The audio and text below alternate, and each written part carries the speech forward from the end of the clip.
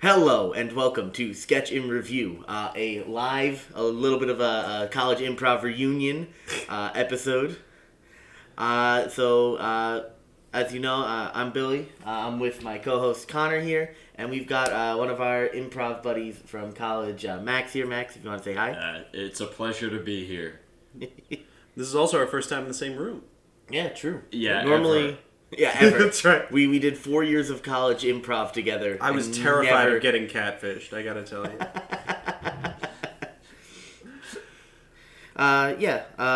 Let's just jump right in. So to open, we've got a cold open in which Ego plays Kentaji Brown Jackson after her ceremony at the White House.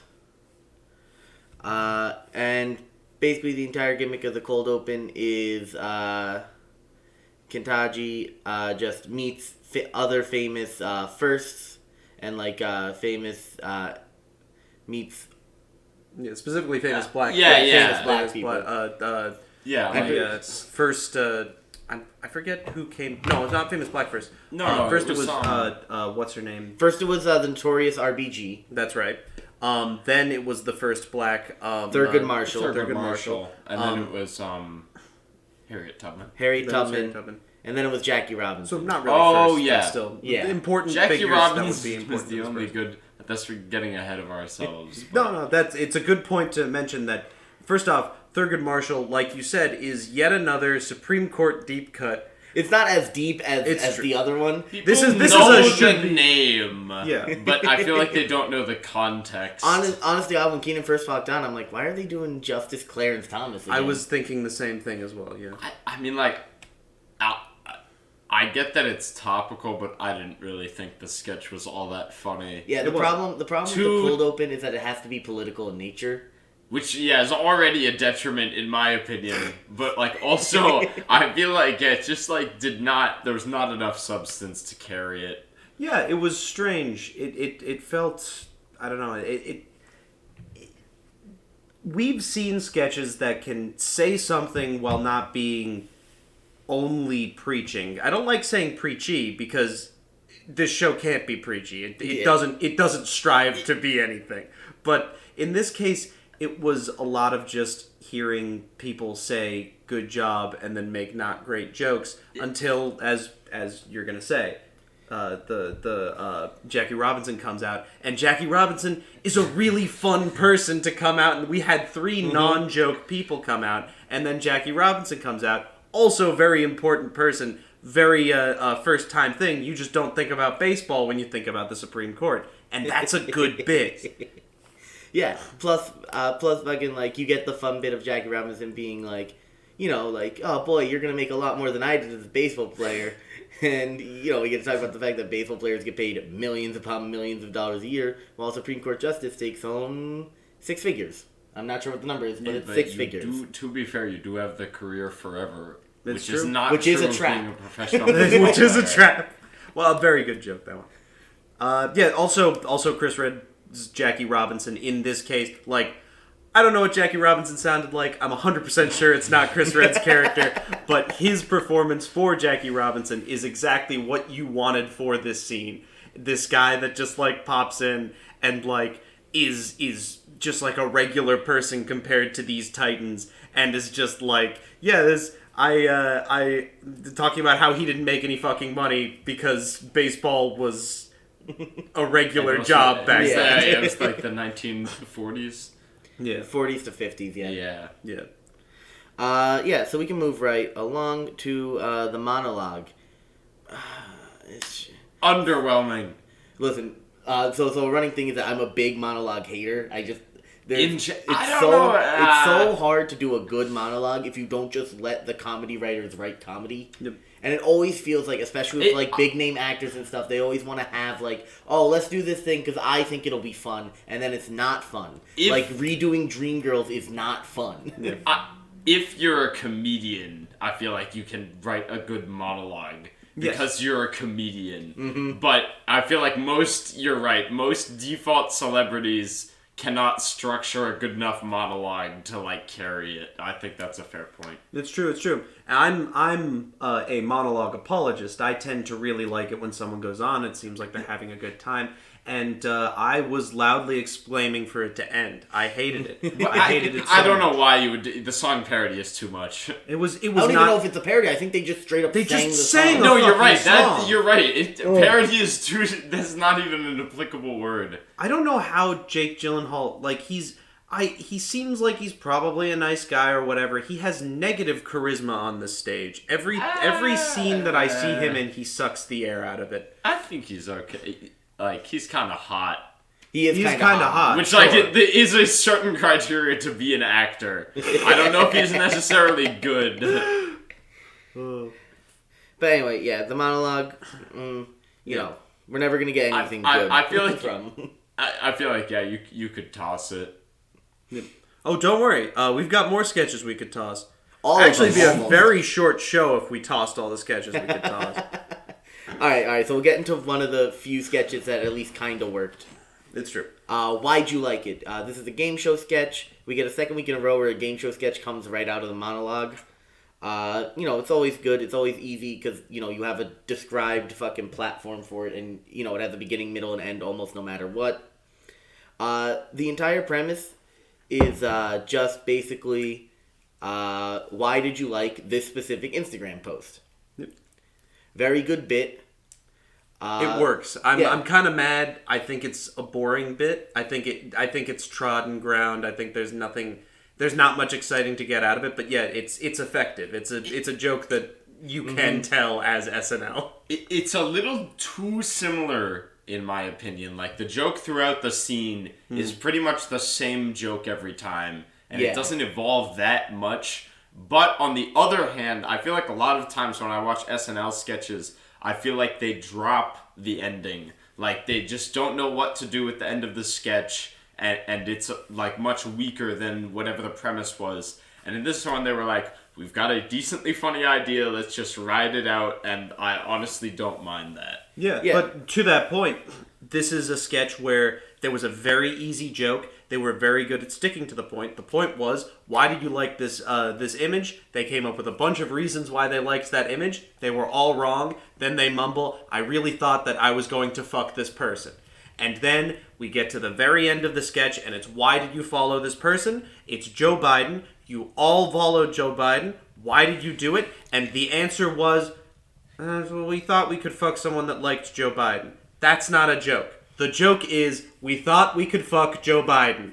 It's fun. This is correct. It's like, it's so easy. You don't, like, you're not smart for coming up with a different answer if that's there. Like, that's a fun thing. And even if you see it coming, there's something wonderful in seeing a joke coming and having it hit you and having it be exactly what you want it to be. And it's just such a... It betrays the rule of threes. It betrays every... And it doesn't have to be... You don't have to follow the rule, whatever, fine. But the point is, it's not a good punchline. But yeah, the alternative is weaker. Exactly. Yeah. So you've just sacrificed... I was even, like, straight up right before it, I was even giving it, like, a little bit of brownie points just because, like, that's there was a level of escalation there where it went from, why did you like this photo, to, why are you following this person? And I was like, cool, maybe we can get a third level where it's like, why did you comment? Or something like that. Yeah. Sure. And it's why did you comment? Ooh, mommy, you so sexy. Why don't we hang out sometime? Or something like that. It's something like super cringe and fucking awful. I think what bothered me maybe a little bit is that the setup changed, but the punchline did not. The punchline was always, you wanted someone to, like, sleep with you or like you as a result of you doing this thing. Like, that was basically always the punchline. And I wanted something slightly different. Or at the very least, I agree, I wanted them to want to have sex with Joe Biden. Yeah. Is that too much to ask? Apparently it was. Apparently it is. So after that one, we get the Dream Home Cousins sketch. This was like it was a fine sketch, but in the same issue where it's kind of the same joke 8 times in a row, and like each time you're hitting, it's diminishing returns at this point. Yeah. This was a very middling sketch in this episode for me. Yeah. I don't know about overall. This sketch felt like I was introduced to the House Hunter sketch, which is an exceptional sketch. Oh, is that there already... does go on. It's similar. House Hunter. Much like all home renovation shows are similar. Well, I was gonna say, because I'm not super familiar with the SNL deep catalog of sketches, but I will say the editing of it at least was exactly like how they edit all of those HGTV shows. They're always good at that specific thing. They can do a style parody very well. It's just the production. Jokes I can agree with that. The hard part is the funny. That's right. Isn't it always? But yeah, it reminds me of the House Hunter sketch in that you do this running joke with this family that has a defined character, and you do a bunch of stupid house stuff. Look at this stupid house. It's a stupid house sketch, and that's fun. But the problem is with this stupid house sketch, the characters weren't great, and the stupid jokes weren't fun enough. Okay, here's the thing. This sketch had an excellent character in it that we didn't play enough with. We introduce this regular but rich woman and her stupid husband that doesn't speak ever and has and lives with his mother and will not speak up and all of that. His name is Pat. He's a shell of a man. I agree. Underutilized joke. Oh, absolutely. I've written down that James Austin Johnson was perfect casting in this. The husband is so ineffective and useless, and so the type of person that would actually be on that show in real life. And it's so good. You get a great shot where he tries to sledgehammer a wall and it barely fucking contacts with it. And the implication of the relationship between him and his mother throughout the sketch is funny, and I feel really underplayed. There's a real nugget there that you could have mealed at more than just oh hey, listen, we know that you had your dream home designed with us.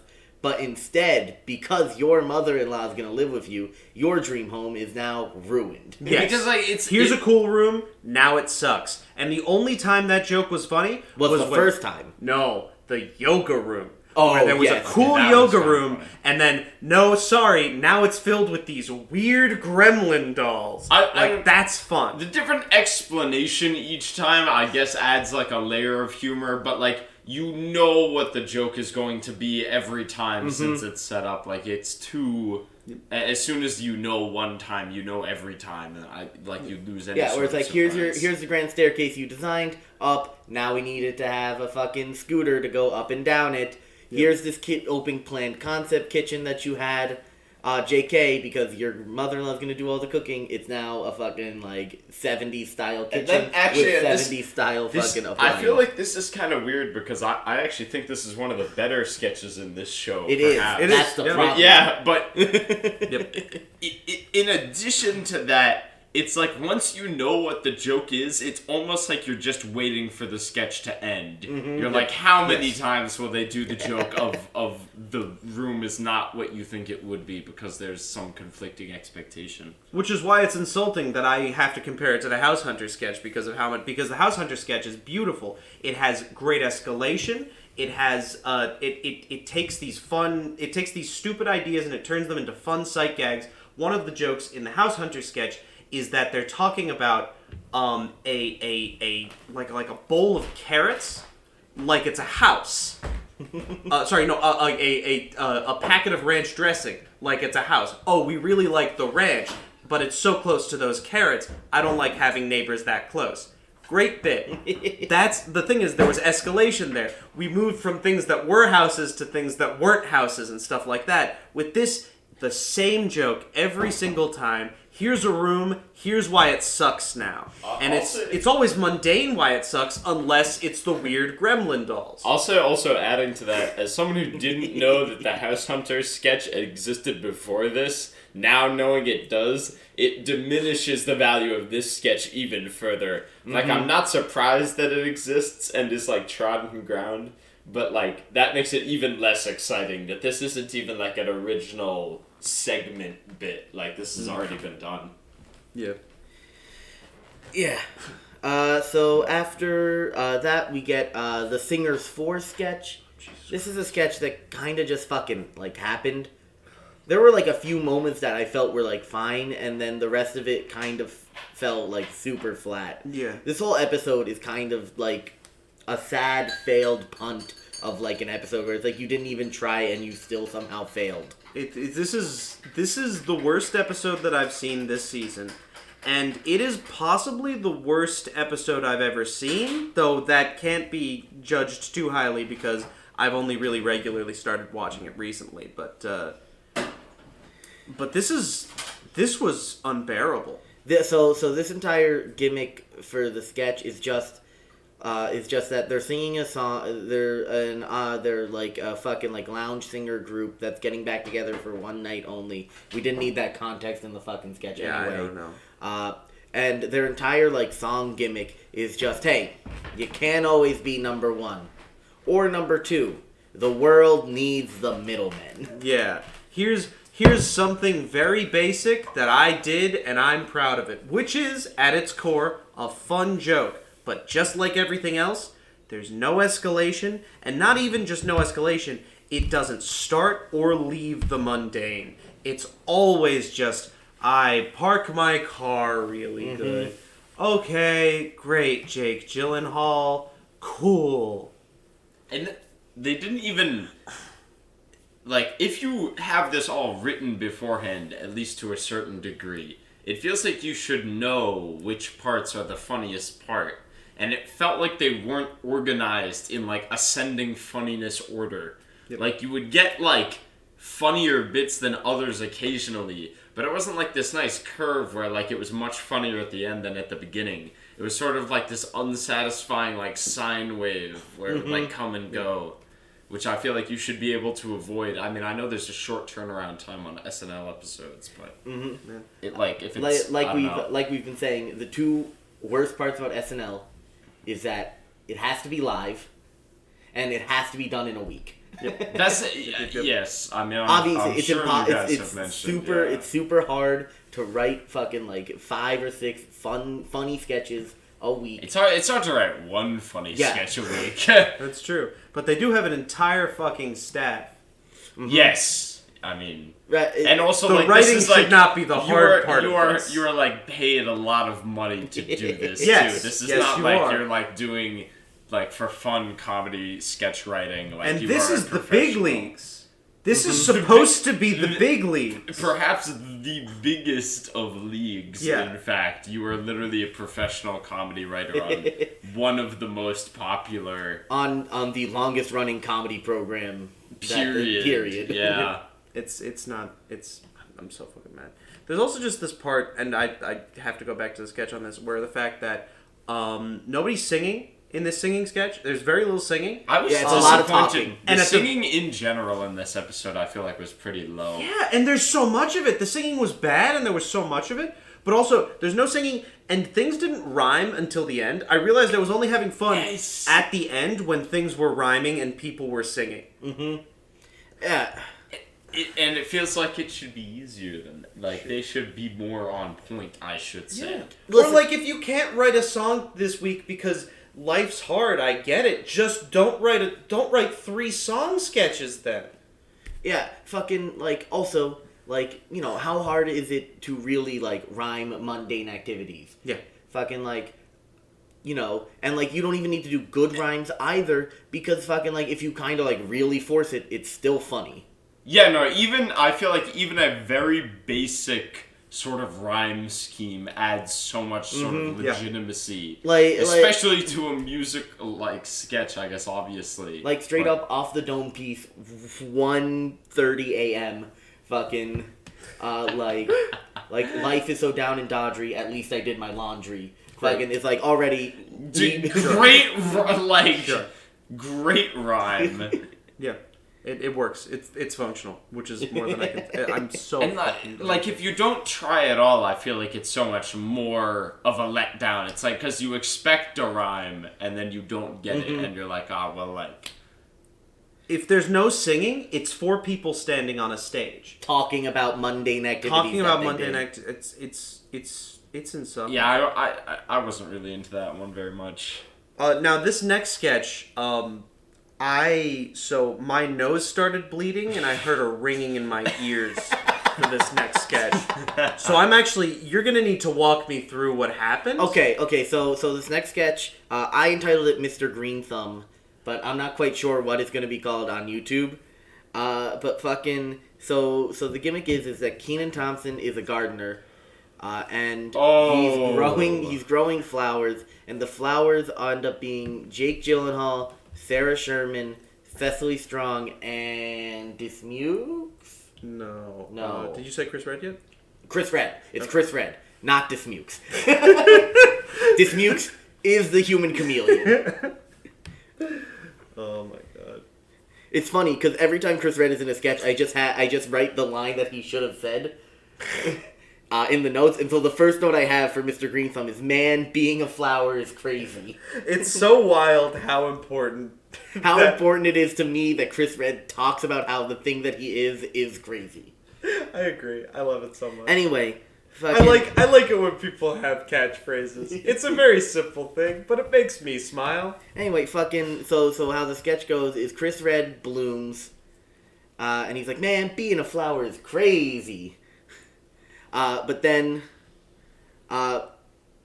like, you know, we get a bit about how, it's springtime and we're coming back, and then Bowen Yang the bee shows up and starts fucking the flowers. Yep. Which you're. It takes a while before that happens, I just want to say. Yeah, They set this up as like a wholesome children's sort of like family-friendly world for a while before they get to like the actual joke. Mm-hmm. It's very much joke. It's very much a Sarah Sherman written sketch. Yes, no, without a doubt. I don't know what that means. She's very much into like body horror and such. Yeah. Oh. She likes weird stuff, which means she usually writes really good sketches. But apparently, sometimes fever dreams happen. Yeah, sometimes people need to be told no. That's right. It's bad improv, and like it does make my skin crawl a little. But somebody should have, like, after the second or third time they ran this sketch in a read through, been like, "All right, listen, we can't run this sketch." Yeah. So anyway, after Bowen fucks like 3 of the bees, Kenan. Flowers. Yeah, 3 of the flowers. Which, and none of the flowers are into it, so it's got this weird skeevy vibe to it. Here's the thing, I was still having fun in the sketch then, because I was like, okay, Sarah Sherman, you know, she likes dark. Even though it was kind of obvious, I agree. I was also still in at that point. Plus, Bowen Yang really committed to being a bee fucking a flower, so it was fine. Bowen Yang is really, really good at his job. Mm-hmm. Who knew? Somebody should make an episode of a podcast about it. Oh, wait. We did. Go check it out if you haven't yet.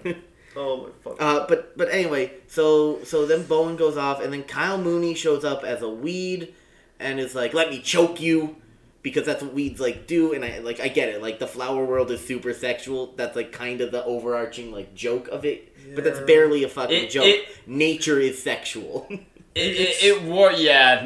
the like sex, it didn't go anywhere beyond the obvious. Mm-hmm. Yeah. And just like the like sex is funny sort of joke just wore off so quickly. Like no charm, no surprise. It's like a dime store porno from like somebody that like doesn't know what people are. And too long.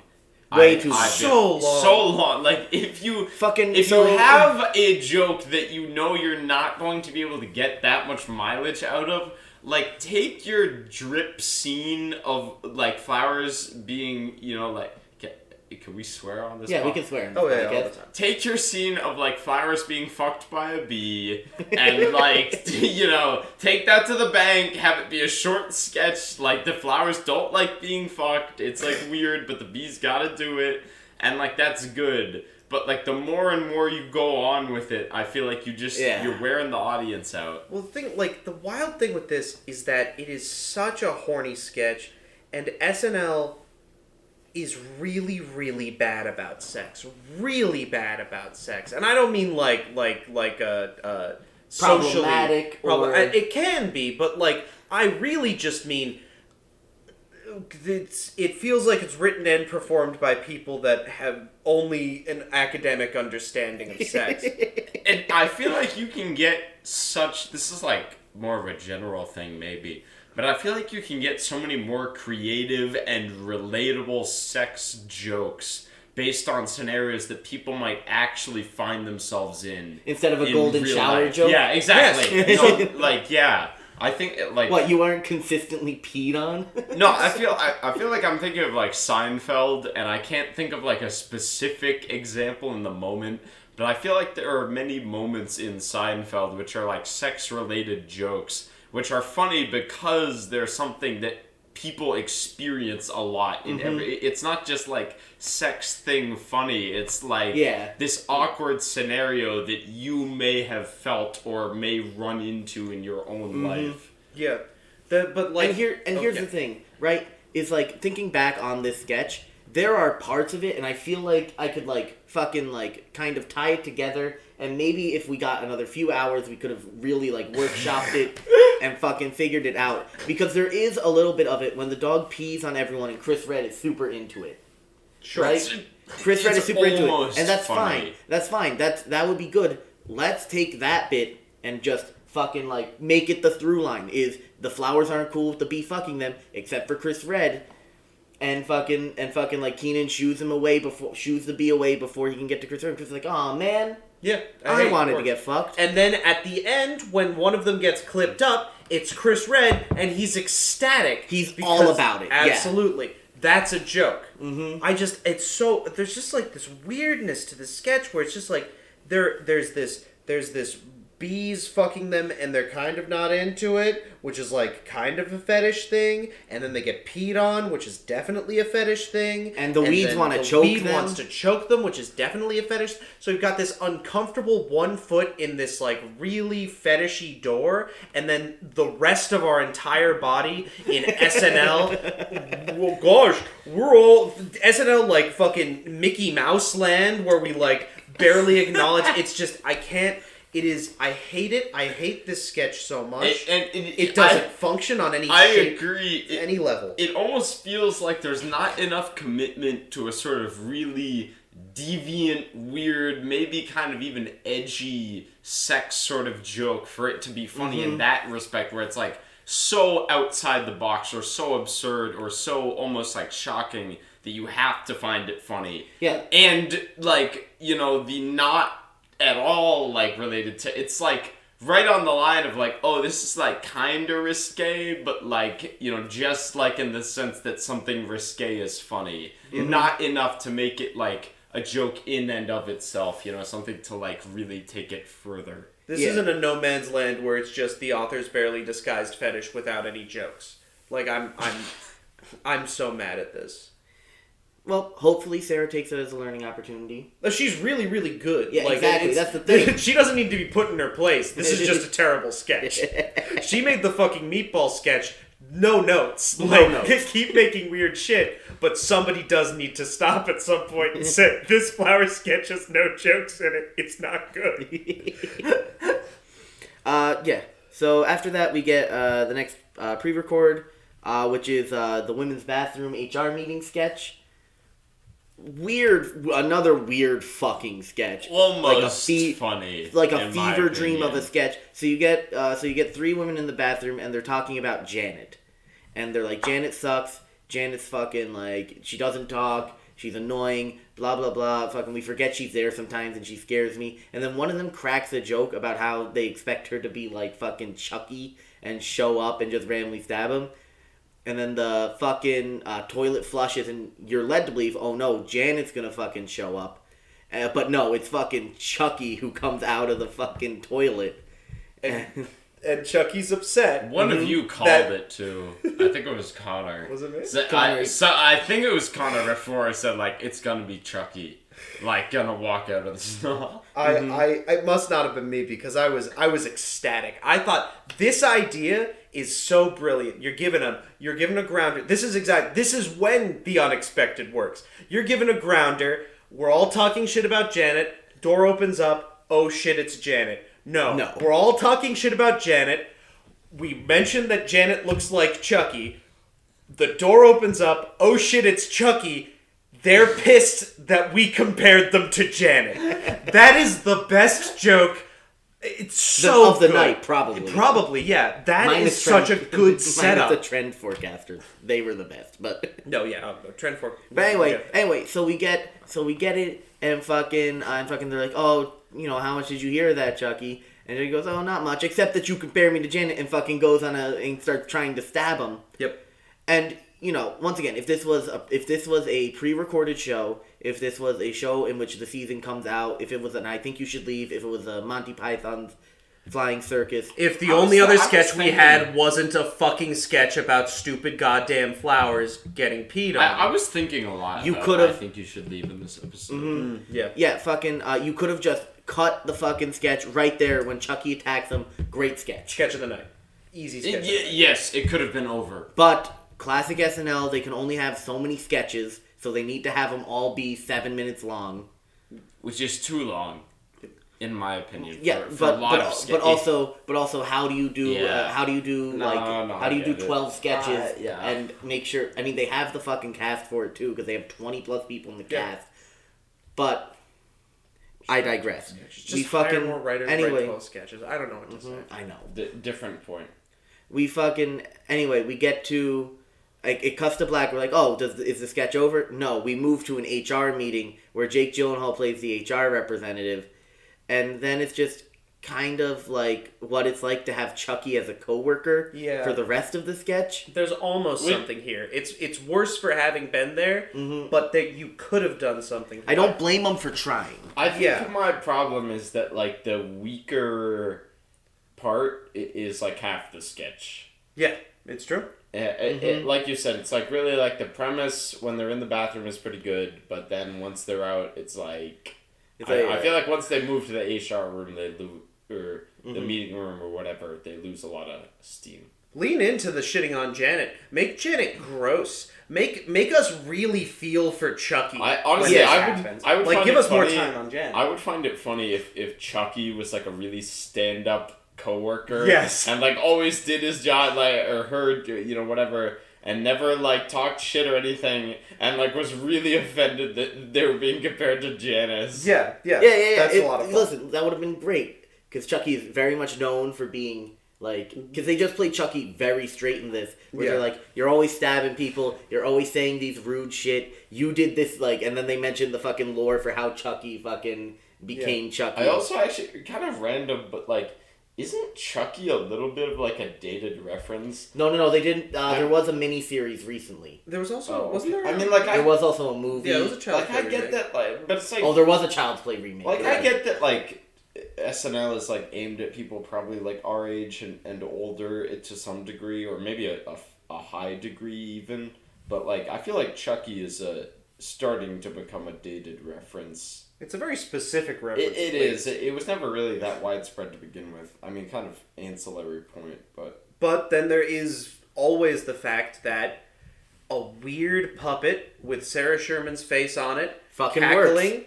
Is never not going to be every time that they only they said oh, Chucky, you're doing this, and it was a quick cut to Sarah Sherman's face going bleh. Yeah, made me giggle every time. Absolutely. And I guess you can understand the concept of Chucky. Yeah. Without ever having seen murder doll. Yeah, it's a creepy doll that murders people. Also, we do need to address the fact that there's a really good joke in this part where Janet is in the room while they're talking shit about Janet, and then they tell her to shut up, which is an easy joke, happens a lot in these sorts of things. Never doesn't work. Though. Really love having it. Yeah, absolutely. Yeah. Listen, you gotta take the easy runs. That's right. Because sometimes it's all you get. That's right. If you're given a grounder, take it. You're SNL. You need to make one of these fuckers every week. We always say it. Just take the grounder. Make it all grounders. It's fine. Yeah, God, do you need it in this episode? Absolutely. Anyway, after the Chucky sketch, we get Camila Cabello's first song. It was fine. Yeah, I liked it. Yeah, listen, she does good music. People really like her. Listen, for both of hers, there's not much to say against either song. There was nothing spectacular about either, leaps and bounds out of the park from a good musical guest. She did her job. She showed up. She sang her songs. She had fun dances. Yep, there were dances. It was a performance, and that's not something you get all the time. I was going to say, the thing I always bring up with musical guests on anything is did it seem like she was really singing live? Okay. I felt like it did. Yes. Yeah. Which I feel like lends a huge amount of credibility. Sure. Yeah. Yeah. So, once again, this is not we are not here for the musical guest review. We are here for the comedy. Yeah. Oh, if we can get some snide jokes off on people we don't like, then sure. But No, it was good. Though apparently Camila Cabello has more songs than I knew off the top of my head. I will say that. So next up, we got Weekend Update. Weekend Update, always going to be strong because it's just one-liners. Fucking the Michael Che joke about how 139 people got sick from Lucky Charms and so it was tragically suspicious is such good wordplay. And I love that it was right after him shitting on another bad joke from Colin. It was just a great ton.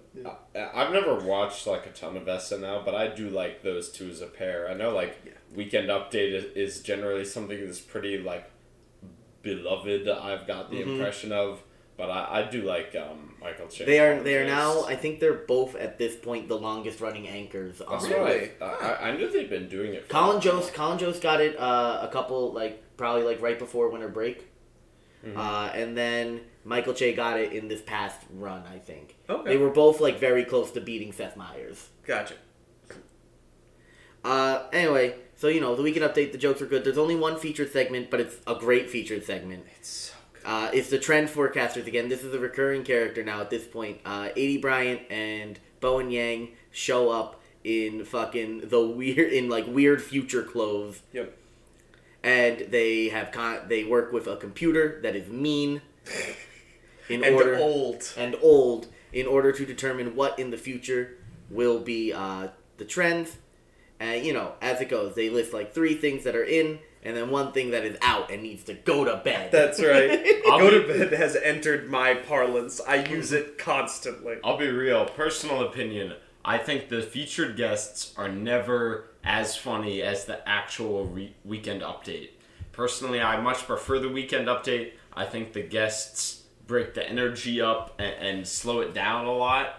And, you have to have a really special one for it to be really funny. But I did think that this featured guest was especially funny. Mm-hmm. Yeah, they can be pretty hit or miss. I was not familiar with the recurring bit, but I thought it's recurring in the sense that it's now happened twice. Yeah, recurring. But I felt like it was funny, and I felt like it was played well.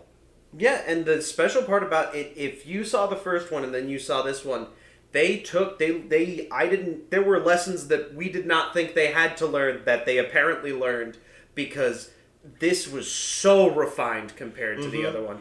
So much fun. So that there was the last one was fun. It was good. Everyone was having a great time in it, and there was some minor issues where they weren't completely in sync, and it was fine because everyone was just powering through and this is great. We're doing it. They seemed like they were having a lot of fun in this one. This one was a riot. This was so good. So I also love that we know how it's going to end every time now. If they're going to say 2 items, they're going to say their items that are in, and then they go, in the future, 3 items will be out. X, Y, and Michael Che, and then we cut to Michael Che, and he has X and Y with him. Was, again, as someone who had not seen that bit before, I was like, that's funny. Yeah, it's just a good bit. Especially because you haven't seen him in a minute, and then he's quick cut to beat. He has the stuff they just said. It was funny. Just do shit that works. It works. Tell us something funny is gonna happen and make the funny thing happen. You can't. Cut Sarah, if you just cut Sarah Sherman's fucking plant sketch and instead gave Sarah Sherman a Weekend Update segment where she just does her fucking Jost roasts. Yeah. Or give Sarah Sherman a Weekend Update segment where she's a horny flower. Dope. Dope. It's not like she can't do that. Especially because then you're relegated to a short, 2, 3, however long segment. You get the gist of the horny flower out, and then you've spent that line. You don't have to spend a whole 7-minute sketch to try to build around it and make it into a full joke. The joke economy in SNL is very much damaged. You need to stretch anything as far as you can. Anyway, next sketch, lights, camera, achoo. Jesus. Fucking I had such high hopes for this sketch when it started. It's okay. Yeah, and then it just ended up being like fine. The entire joke is that fucking Doc Holliday had tuberculosis, and then we're gonna look at this obscure old film that really showed how much tuberculosis he had. Yeah. And then it's just fucking Jake Gyllenhaal shows up coughing up blood and like, doing a little spurt. Yeah. It's a classic. We had 2 classic SNL someone gets covered in bodily fluid sketches, which are not well loved sketches in general. It happens a lot. You'd be surprised how often someone gets covered in bodily fluid sketches happen in SNL. It's kind of wild. It's like they bought a hose once and was like, we have to use it every episode. That's right. The budget won't let us get it. I think I tuned in like halfway through this sketch. I think I was like kind of on my phone in the first part, and I came in and I totally got the joke from the second half only. Yeah, I was like, I get it. Like, yeah, Jake Gyllenhaal is like, he's sick and like he's a cowboy. Like, I get it. This was one of 2 tonally uncomfortable bits for me in this episode. The first one being a weird comment about why gender-neutral bathrooms in the office weren't working. That wasn't a joke. It was just like, man, I'm uncomfortable with gender-neutral bathrooms. Which No. So the joke there. About that? We didn't talk about it. It was during sketch. I forgot to bring it up. It was during the Chucky sketch. In which they had to figure out a reason why Chucky was in the women's restroom. Yeah. Which is that it wasn't the women's restroom, it was a gender-neutral restroom. Oh, I think I might have missed that. Yeah, because it was like because it wasn't a fun joke, weird. And it fucking didn't land. Just like why? It was just weird, and it was like unnecessary. Yeah, and then this one had a lot of coughing up blood for something happening in COVID times, and I don't know. I was like, maybe next year, folks. Doc Holliday's still gonna be dead. I don't know if I had a problem with it for that reason, but like maybe just for the reason that like coughing up bodily fluids on people is only so funny. Yeah. It also just isn't a funny sketch on its own. I mean, tonally, I'm like, maybe not. I respect that. If this sketch was in 2018, it would be equally as unfunny. Exactly. Yes, absolutely. You're right. Yeah, I don't mean to say that it's immoral that it's up. I'm just like... But if anything, Connor's right, it detracts more from that, just from context. Like, the joke is already unfunny, and then if you take it in context, it's like, if anything, worse. Mm-hmm. Yep. Yeah, and, like, honestly, it's basically the Reese DeWatt show, but, like, worse. Yeah, and also, we don't even get Reese DeWatt. Maybe... Yeah, it's... Maybe the only thing I found funny about it was that the one guy got covered in all the body. That is fun. Like, all the blood and all the mucus and, like, whatever, all ended up primarily on one guy.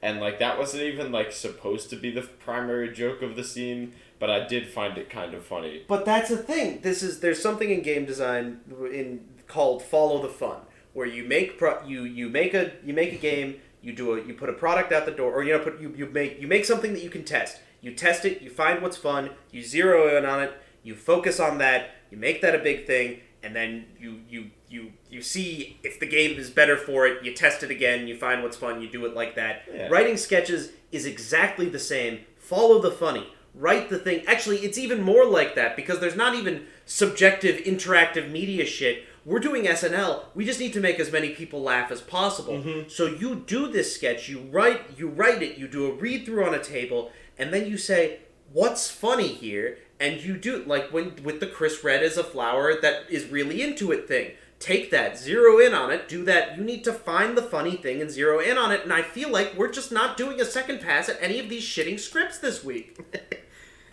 You're so right. They feel like the base level, most surface, funny is like it. It's like we've done it. We've come up with one joke. That's it. And like you say, if you had dug into some sort of deeper meaning or nuance, and that sounds pretentious as fuck. You could have had a better joke. Don't worry, no one's taking it seriously. That's right. I bet they're not. But here's the thing. Once again, SNL mole, if you're here, like just take it and give it. This is all free advice for SNL to just at least like not put on a steaming turd of a fucking episode. I'm not gonna lie, I've never listened to an episode of this podcast. We're never big fans, but I bet there's a almost 0% chance there's an actual SNL staff writer. Oh, absolutely! Listening to this for advice. It'd be really funny if there was. It would be hilarious. It's very rocky that there's real people listening to this. Someone's out there. We have ones of listeners. We do have.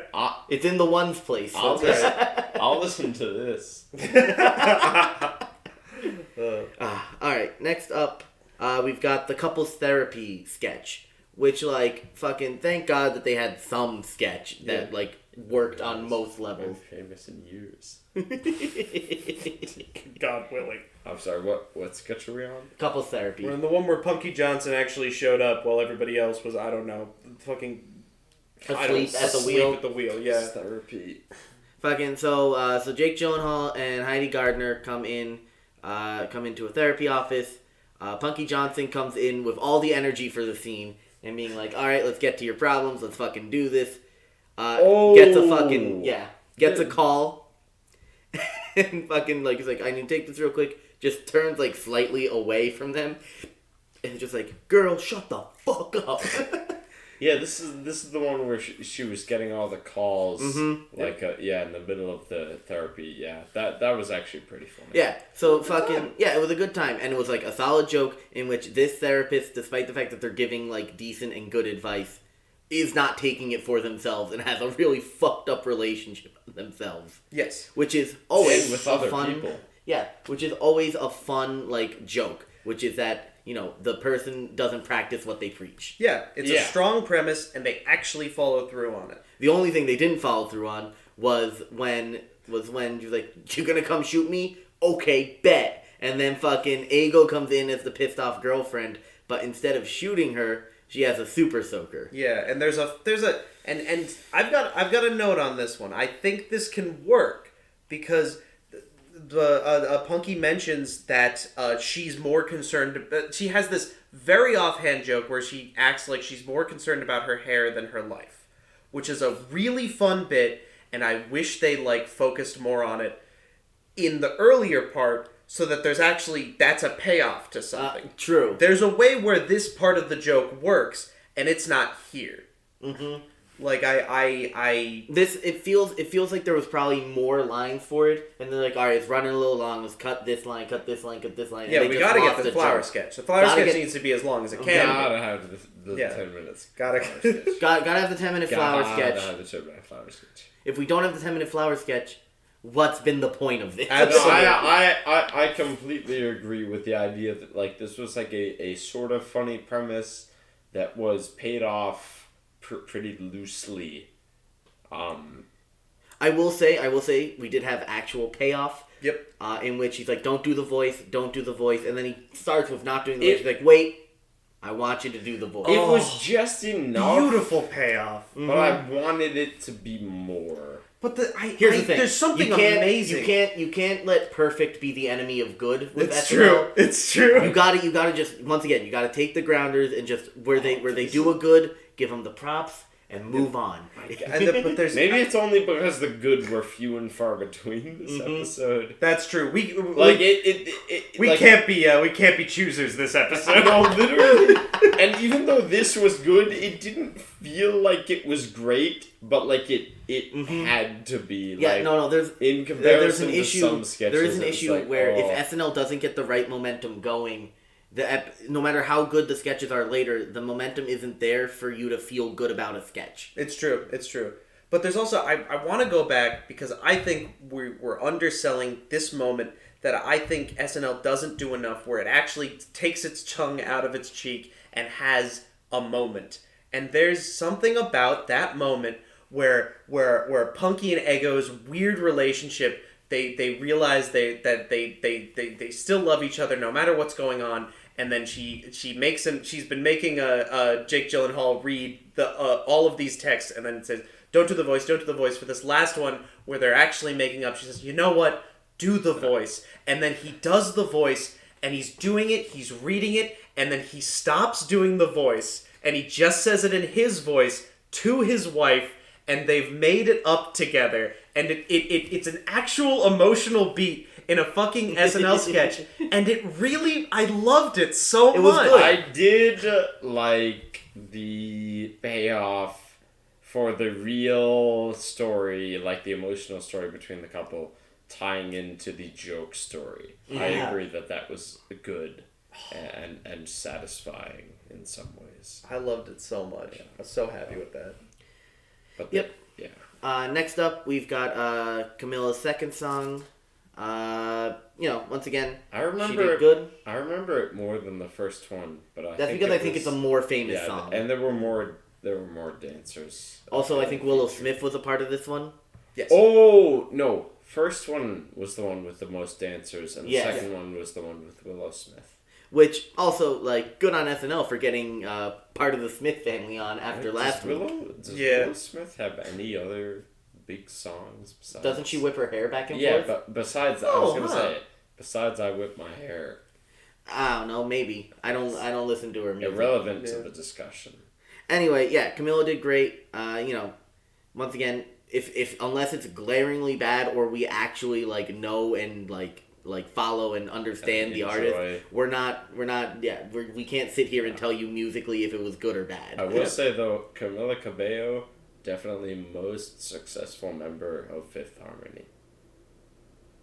Absolutely, gotta be. Because I don't even know who Fifth Harmony is. So, Fifth Harmony was the girl band that Camila Cabello was a part of before she had a solo act. There were 5 people. I gathered that much already. Yeah, there were 5 people. The best one was Camila Cabello. She was the only one to get a solo career. That's basically it. They did that song "Work," if that means anything to you. Oh, okay. You don't gotta go to work. No, don't. Anyway, and then we get our 10 minutes to one sketch, which is another stinker in a long line of stinkers. The truck stop sketch. Yeah. Oh God, what a special stinker! This is the last sketch. That's kind of disappointing. Oh God, it was disappointing during the show, and it's still disappointing now.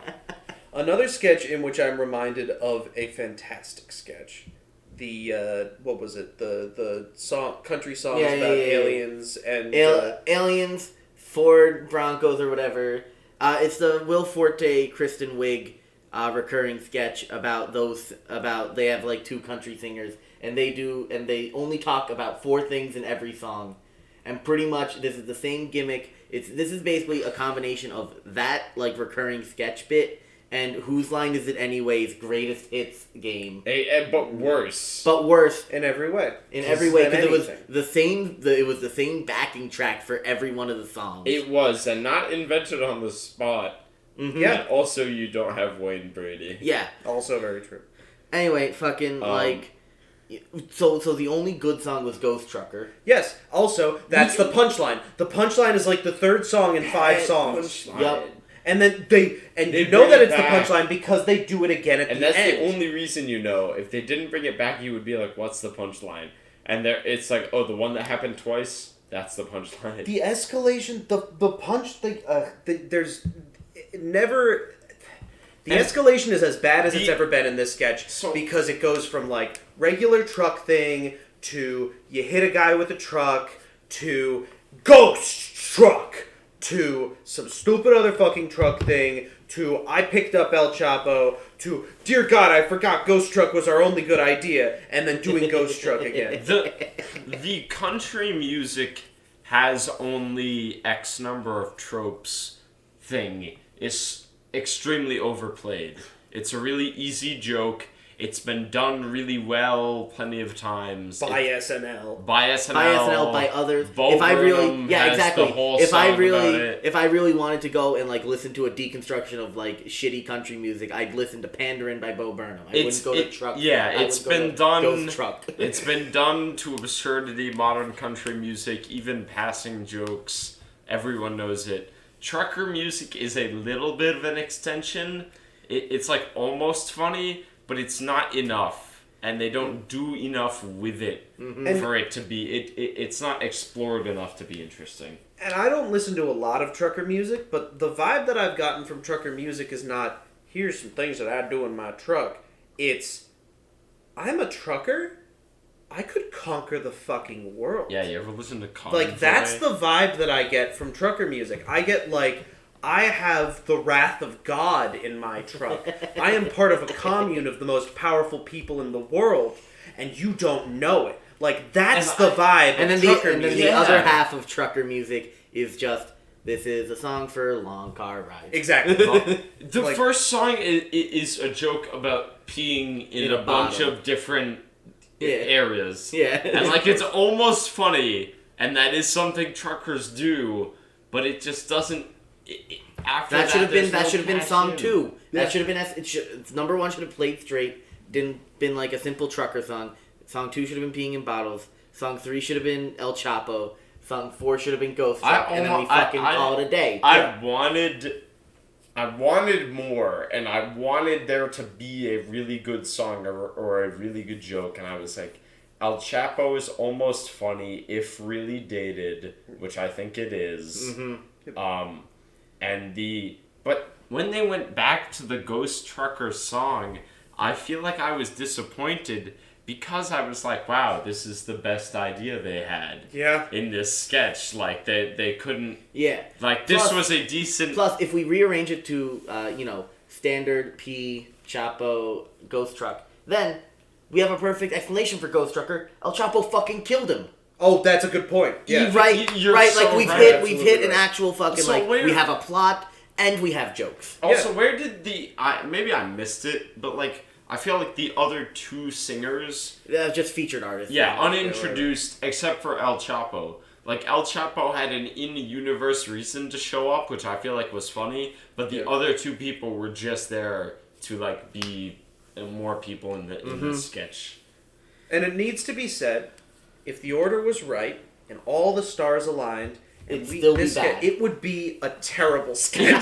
It would still be really bad. Like you would need. There is no. We talked about find the funny. There is no funny to find. But it would be even. I feel like now we've workshopped a potentially vaguely better version of this sketch. A with version no- of with the no sketch in which concrete people steps. go, that's why that was put at 10 minutes to 1. Yeah, Instead exactly. of why did they put this on TV? Yeah, but at least there's something, yeah, as opposed to just a wet fart to end the episode. To end an episode of shit pants. Oh. So anyway, we Also, what was that? Go ahead.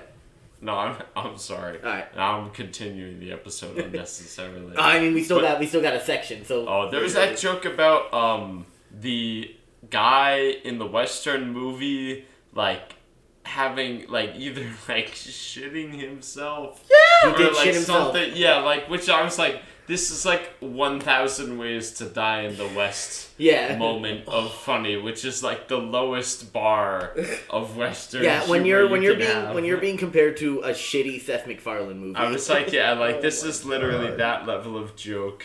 He literally shit his pants. That's like, ugh. More Like, than you can have a once. fun I shit my pants joke. I'm like, I don't want to act like I'm above I shit my pants jokes, but when the joke is I ask for silly more. man go poo poo, like, we gotta think about this one, folks.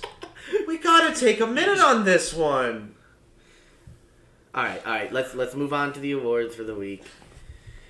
First award is Offensive Player of the Week. This is somebody who is generally the main character in sketches. They're the weird person. They're generally saying the jokes and such. Fucking this week, my Offensive Player of the Week, I'm gonna go with Chris Red. Chris Red saves the cold open. Chris Red nails why did you like this? Chris Red was the only funny part of the flower sketch. Chris Redd is my offensive player of the week. He fucking came out swinging.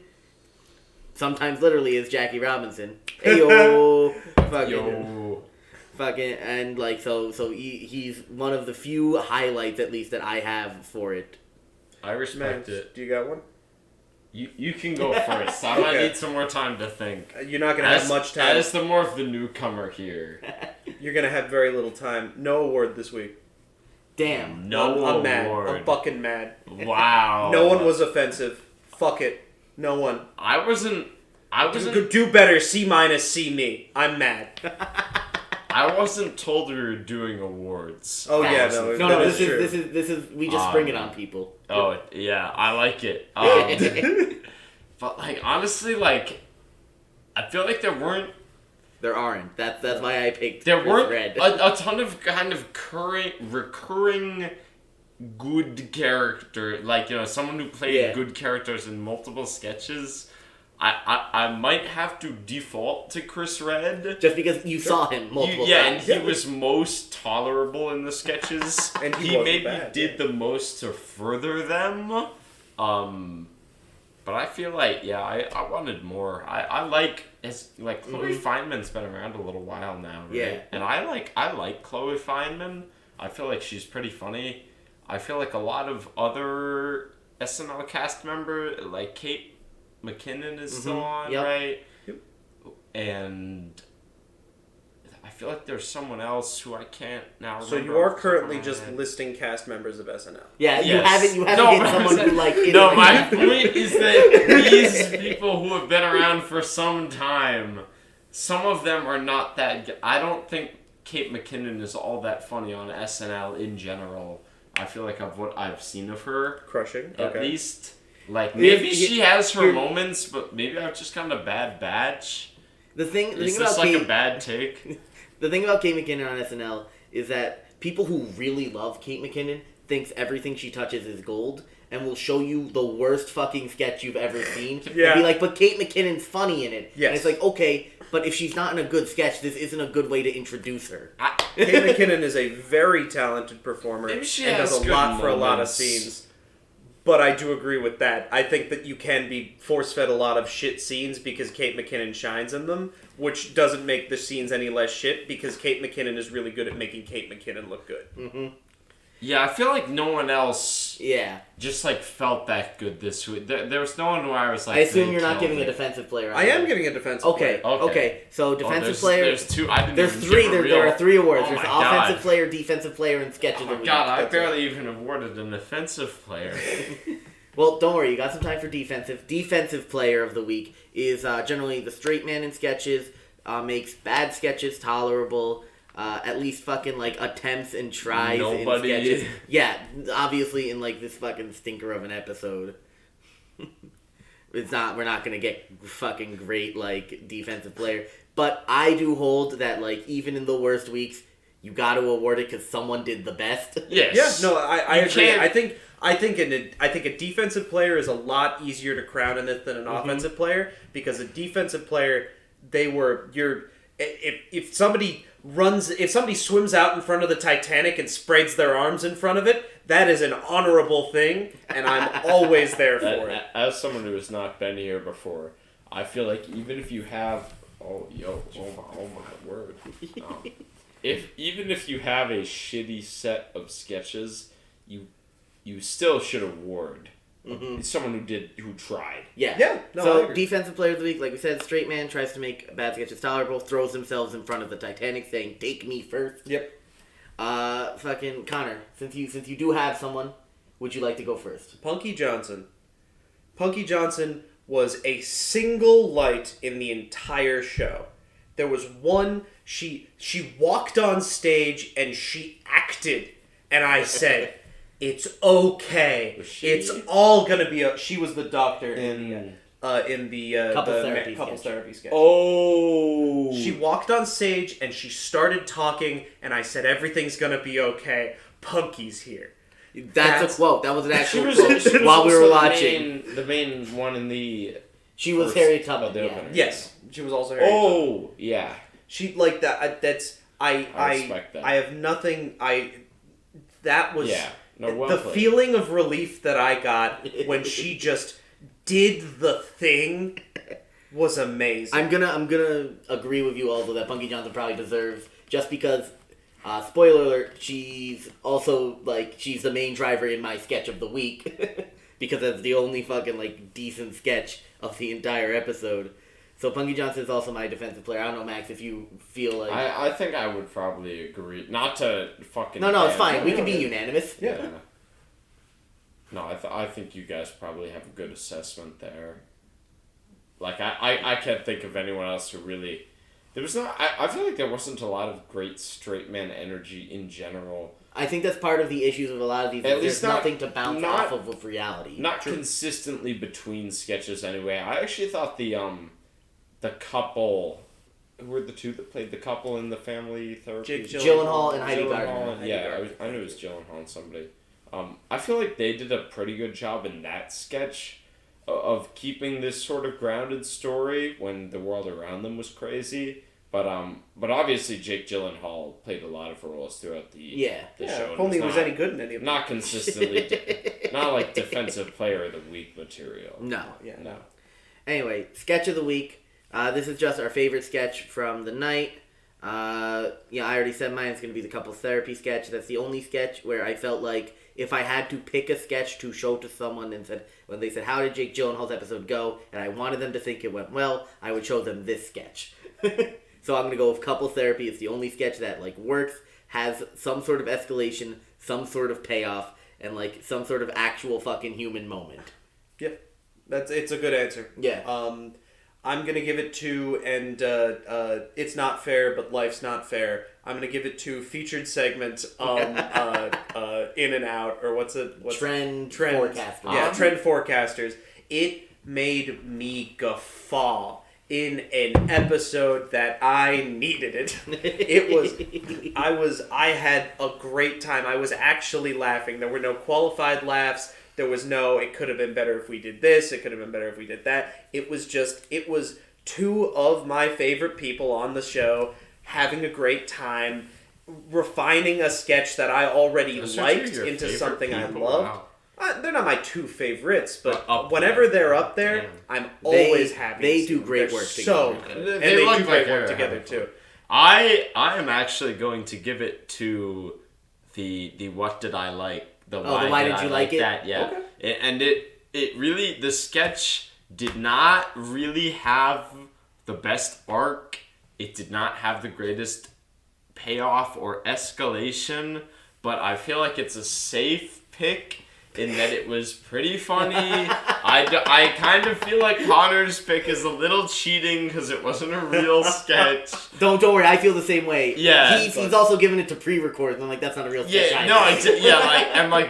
I get couples therapy might be close second for me, but I think probably that was the most you actually have some sort of decent joke that you're trying to carry the scene with.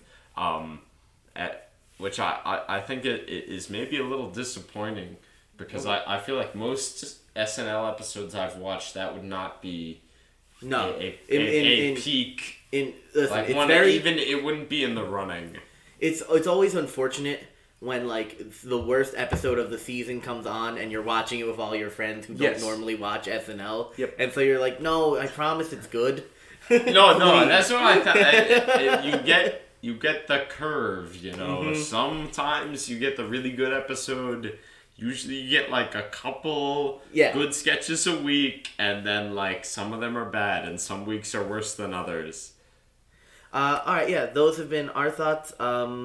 We will be back next week with Lizzo. Yeah, I'm excited for that. Lizzo double feature. She's hosting and musical guest. That's going to be... Lizzo's going to be on the podcast? Yeah, Lizzo's going to be on the podcast.